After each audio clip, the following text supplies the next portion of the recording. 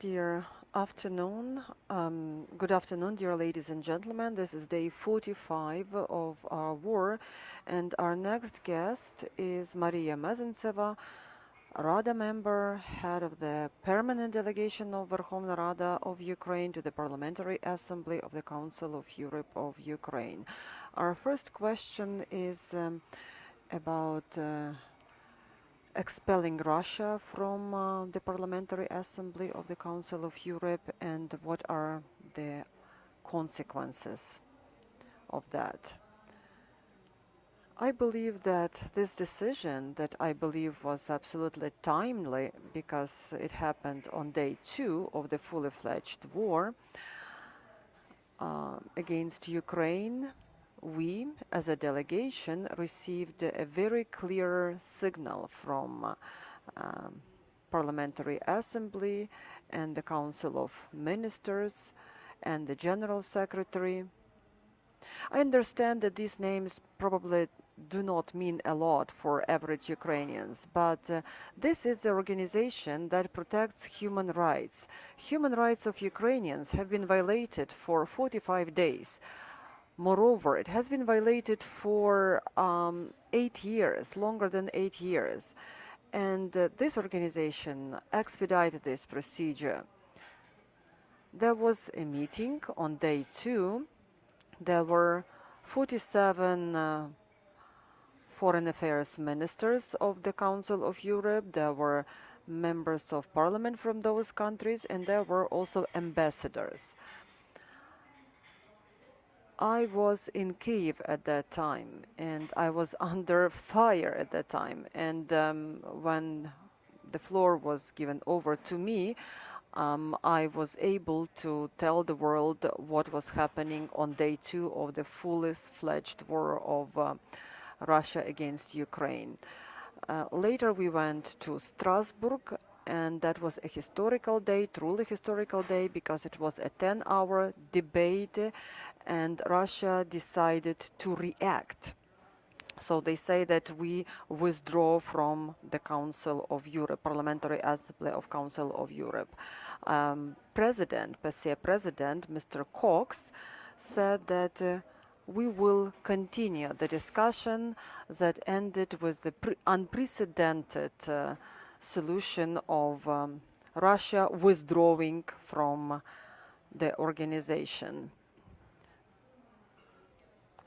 At that time, 4 people were abducted in Ukraine, including Ivan Fedorov, the mayor of Melitopol. At the moment, 29 people are abducted, and we gave the list of those people to our partners.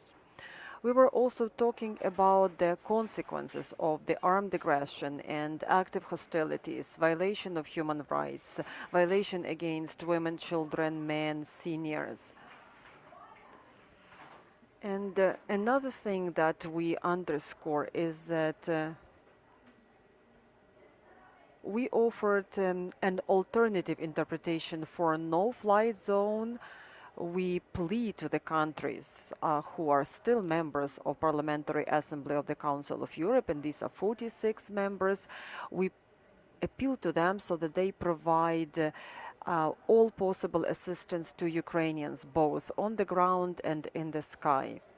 We know that United Nations are trying to help,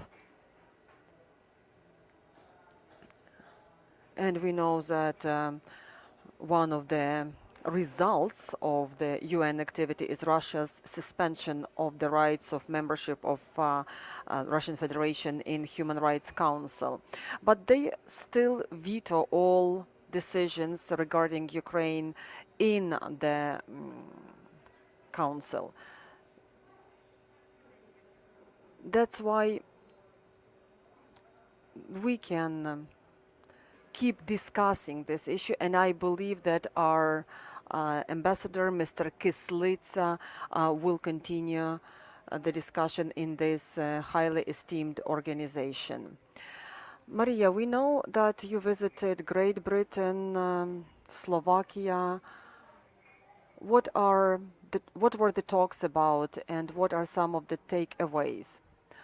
Slovakia is country number 3 in Central Europe in the scope of assistance they provide to our country. Zelensky made it very clear when he addressed the members of Ukrainian parliament, and he made it very clear to the world what sort of weaponry Ukraine needs at the moment. We visited Boris Johnson in Great Britain, our Ukrainian female battalion, as we call it, and we were talking about weaponry and about military equipment provision. We also have direct contacts with the Ministry of Defense of Great Britain. We were discussing lethal weaponry, ammunition, mid-range and long-range anti-missile system, anti-tank systems. We've seen cutting-edge communication equipment. You remember during the first days of the war, our soldiers didn't have enough radio stations. Now they are fully supplied with radio stations. But we are not only talking about military supplies for our armed forces, we are also talking about the assistance to volunteers, medical personnel, territorial defense units, etc. Speaking of Slovakia, you probably saw the visit of the Prime Minister of Slovakia to Ukraine. We had a meeting with them. Mr. Heger said that they will be providing CS-300 to Ukraine. I am happy that our delegation was part of this negotiation process. We also visited a few other countries. Sweden, for example, that was considered to be neutral up until recently. Now they are also involved in imposing sanctions against Russian Federation. There is a lot of Russian money, 250 billion Swiss francs. 6.8 billion of Swiss francs was already frozen in assets. And as President Macron, during our meeting in Paris, said that we can use specific legal tools in order to freeze the assets and in order to use these assets in further rebuilding and reconstruction of Ukraine. We will have a separate fund for that purpose that was initiated by Slovakia, by the way, and it was supported by the other governments on the national level. I want also to talk about the programs for temporarily displaced people who are now living in Ukraine. We don't call those people refugees, we just call them temporarily displaced people, because 99.9% of those people are willing to come back home after the peace sets in and after the war is over. About the programs for IDPs, so these are the guarantees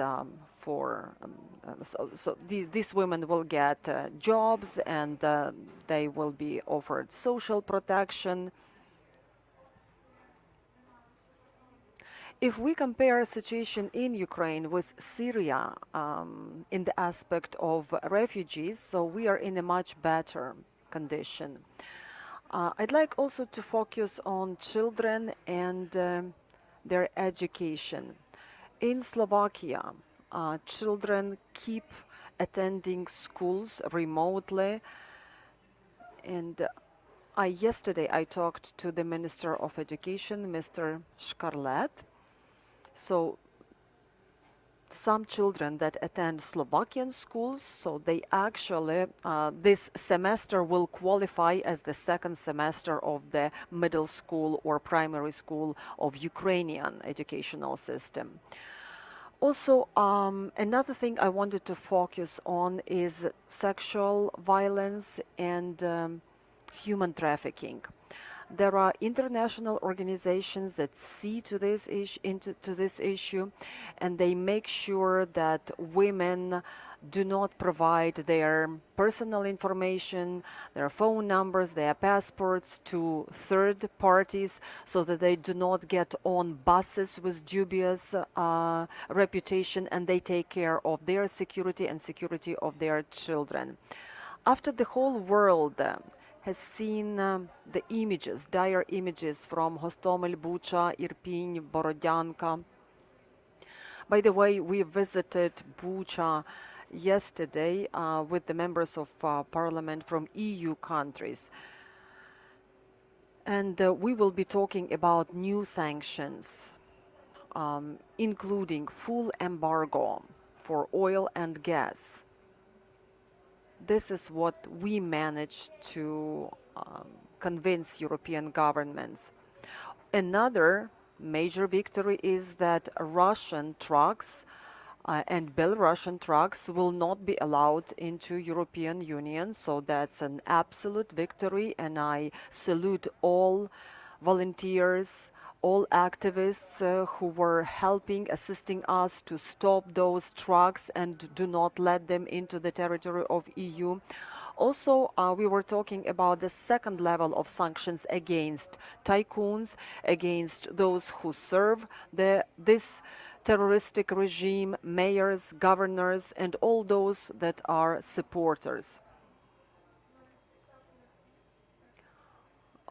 One of the leaders of TASS media was not unfortunately included into any package of sanctions. But now there are task force working in European Union, and I believe that additional sanctions will be imposed, including those personalities. Do we have any questions? My name is Andriy Shevchenko. I represent Mediacentru of Ukraine. A lot has been mentioned about the victory of Ukrainian Parliamentary diplomacy. But is there anything else we need to focus on? What are some of the shortcomings? Speaking of oil and gas, so we still need to keep negotiating these issues.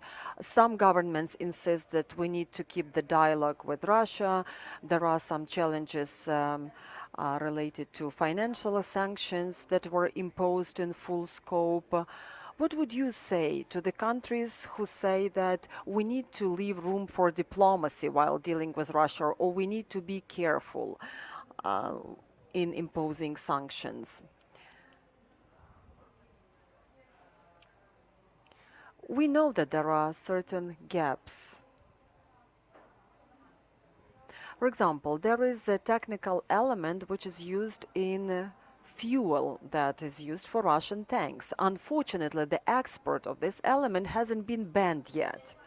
Secondly, we are all talking about values, about democracy, but I think that economics is priority number one. We have a list of companies from Great Britain, from France, from Germany, who are still operating in the Russian market. When we were in Paris and we had a meeting with trade organizations who make the policy in France, so they insisted that Auchan leaves the Russian market. We were targeting those companies in Twitter. We were openly saying that this is business soaked in blood, because each euro cent, each dollar, or each euro, so this is the money invested into the ammunition that is killing Ukrainian men, women, children, and seniors. And believe it or not, it works. This diplomacy works. So people hear us. After each meeting, we bring albums or postcards so that's the image of a person who unfortunately died during this war, and it really works. It affects the target audience. Our next visit is going to be on Monday, so we are going to meet our Irish and British colleagues. These visits pay off. When we were visiting Donbass in 2015, together with Euro parliamentary members, and when we were under fire back then, so believe me, immediately all acts were voted for in European Parliament. It really works, the reality works. But I believe that security and safety should be of paramount importance. There are some colleagues from Europe who can go as far as Lviv, but some say that we are ready to go as far as Kharkiv. After what happened in Kyiv region, the catastrophe in small towns near Kyiv, yesterday event in Kramatorsk, do you think that this is some kind of breaking point, and it will be easier for us to do the talks with our partners? I will be laconic here. I don't know how many more disasters we have to go through, I mean Bucha, Hostomel, Irpin, before things are done. When I was in Geneva, I talked to the president of International Red Cross organization, Mr. Mauer. We were talking about the situation of small towns near Kharkiv. One of them is Izum, which in Ukrainian means raisins, which sounds very delicious, but unfortunately people are dying of hunger there. They don't have basic food, water, and medical supplies. Today I'm sending my letter. Today is weekend, but I'm sending a letter to Mr. Mauer. He met us in Geneva last Sunday, and another important thing is green corridors. Every time we meet European politicians, ministers, we raise the issue of green corridors, including Red Cross organization, because this is the organization that has to provide the security and safety to those who they evacuate. We exert tremendous efforts. Our minister, Vereshchuk, is exerting tremendous efforts so that we can evacuate all people from the active atrocity zone, active hostility zone. We understand that when our guests are coming to visit these areas, so they're also targeted. But I made it very clear to them that our volunteers risk their life and limb in order to provide food and medication to those people who are suffering. This open campaign of aggression, disbelief to Red Cross organization, it's not liked by Red Cross, of course, but it is reflected by the country that values democracy, the freedom of word, freedom of speech, and that's why our people were very open and very honest when they were talking about their impressions of Red Cross organization. We, as members of parliament, we were offered direct channels of cooperation with Red Cross. We know that a lot of people are still abducted, they are tortured, they are prisoners of war, and we have to liberate them. There is a special document which is called the card of people missing in action, so you can use this document, you can fill it in and provide information to us. How did the work of our parliament change in 45 days of the war? Has anything changed at all? More members of parliament are taking part in the meetings of the parliament, so the turnout is impressive.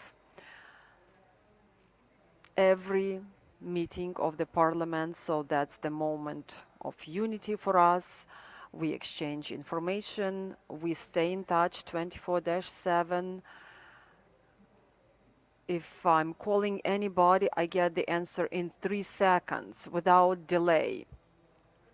The number of acts that were voted for is much bigger. Some that are not so important were delayed. But what's most important now, this is support of Ukrainian economy, support of small, medium businesses, support of people who are in the harshest conditions, including internally displaced people, temporarily internally displaced people, people who are heavily dependent on certain medication. So all these issues are our top priority. I believe that there might be some changes in terms of political parties. So you know that there is this OPZZ party that is very pro-Russian. So some members already left that party.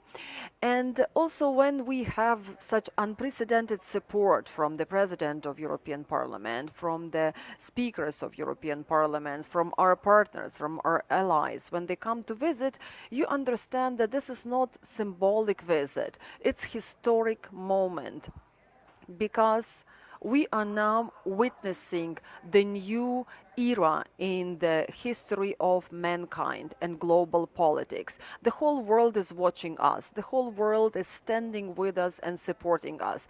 But we need to do more in order to counter fake news, in order to counter disinformation, because Russian politicians keep saying that Bucha, it was all staged. We have to respond to such messages because representatives of international organizations were there and they saw it with their own eyes. Thank you very much for your detailed comments and your insights. So our guest was Maria Mezentseva, who is the Rada member and head of the Permanent Delegation of Verkhovna Rada of Ukraine to the Parliamentary Assembly of European Union.